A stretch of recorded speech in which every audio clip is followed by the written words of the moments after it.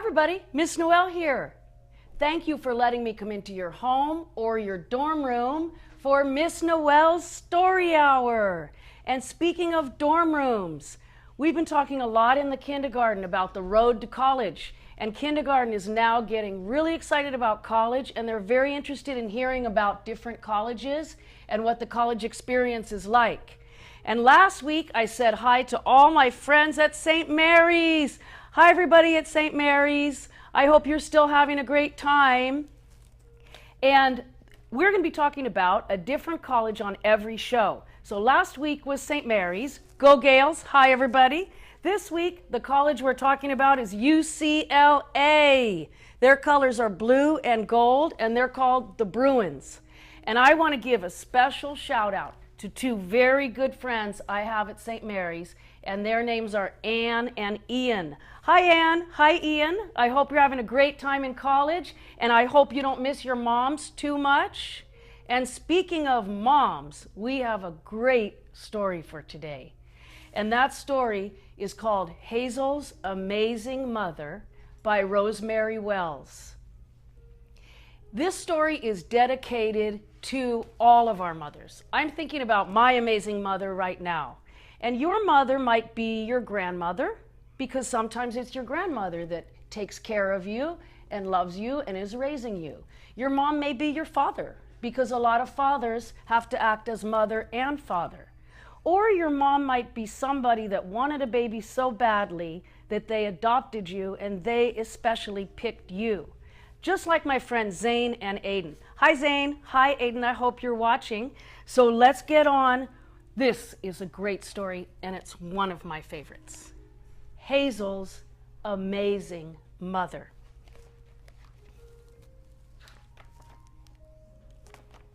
Hazel's mother gave Hazel a nickel and a kiss and said, "Buy something nice for our picnic." "I will," said Hazel, and she wheeled Eleanor's carriage down the street. Hazel stopped to help the mailman. "I see Eleanor has new shoes," said the mailman. "My mother made them," said Hazel. Eleanor's shoes were sky blue silk. "Good morning," said the policeman. "I see Eleanor has a new dress." "My mother made it," said Hazel. Eleanor's dress was calico with French trim. "Such a pretty doll," said the baker. "My mother made her," said Hazel. The baker gave Hazel a buttercream rose.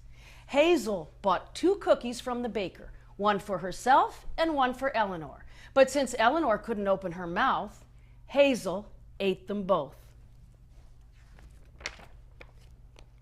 With her last 3 pennies, she bought some grapes from the fruit lady and a piece of toast with jam from the jelly man. "Can you find your way home, little girl?" asked the fruit lady. "Oh, yes," answered Hazel. But at the next corner, Hazel made a wrong turn. After that, she took another wrong turn, and another, until she found herself on a lonely hilltop in a part of town where she had never been before. Wow, that would be kind of scary, huh? And can you see there's a soccer ball coming flying through the sky? "Don't worry, Eleanor," said Hazel. "We'll find our way back." Just then, a boy's voice rang out. "Hey, Doris, someone's stealing our ball." So first the ball was here, and then the ball landed in her carriage. So I don't think she was stealing it. I think it was just a mistake. In a flash, Hazel was surrounded. "What should we do, Doris?" asked the other boy. "If she's going to play with our ball," said Doris, "we'll play with her doll." Wow, these are some mean kids. Eleanor was tossed from hand to hand. Off came her blue silk shoes. "Stop!" Hazel shouted.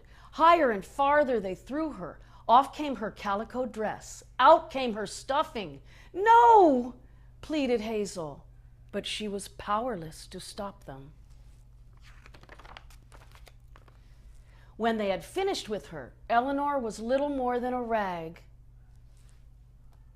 "Eleanor, my Eleanor," said Hazel. "Let's ride her carriage down the hill," said Doris.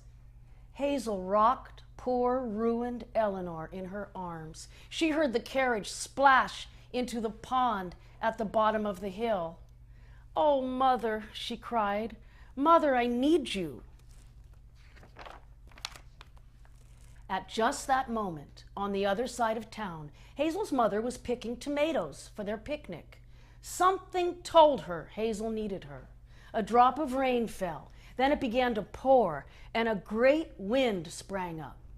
It blew the picnic blanket over the garden wall. Hazel's mother caught hold of it, but the wind was so strong that it swept the blanket, Hazel's mother, the picnic basket, and a dozen tomatoes over the treetops as if they were no heavier than the blowing leaves. The blanket, filled with air, ballooned out and sailed over the town. At last it lodged in the very tree where Hazel was sheltered from the rain.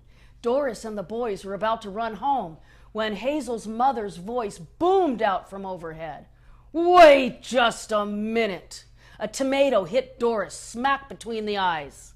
"Don't make a move without fixing Eleanor," Hazel's mother roared. "Who are you?" Doris squealed. "It's my mother," said Hazel. "Find Eleanor's dress and shoes," rumbled Hazel's mother. "Restuff her and sew her up as good as new." Hazel's mother tossed her pocket sewing kit down to Doris. It was followed by 3 more tomatoes. The boys quivered like jello. "It was all Doris's fault," they yelled. Hazel's mother laughed thunderously. "Fish that carriage out of the pond and clean it up," she told them. The boys scrubbed feverishly. Doris sewed like a machine. Above them, the sun came out, and the clouds slipped away.